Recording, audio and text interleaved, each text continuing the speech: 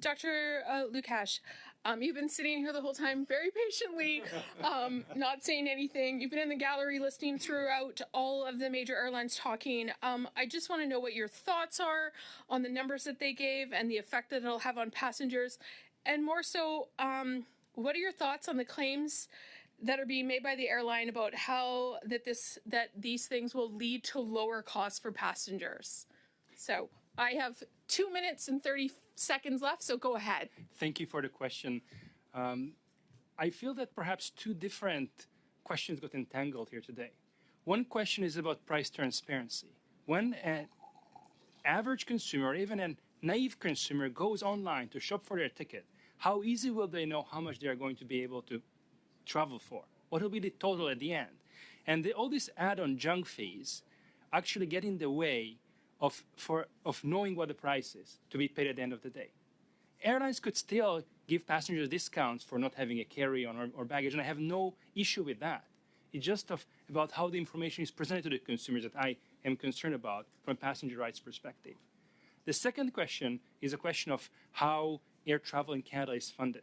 It's an important question, but it feels that perhaps we are digressing from why this committee convened today's meeting.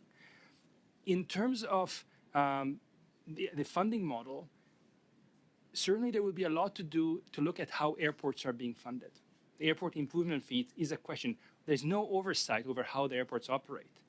There's long history of how those powers were transferred from the government to the airports, and it's a way of evading responsibility to the public.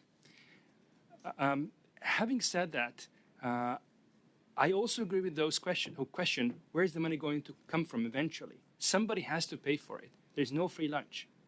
For those airline executives who claim that some of those fees should be lowered from the government, what they call government taxes, I want to hear personally as a passenger, who is going to pay for it?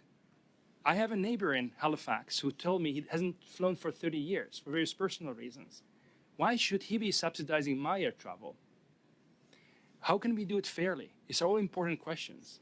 But from a passenger perspective, the immediate question is, how is it possible in 2024 that even though there are laws talking about price transparency, there are regulations, still such junk fees exist? And that is a problem that the government could and should address very quickly. They could do it with a stroke of a pen as a form of a governing council order. And I urge you to do that. Thank you.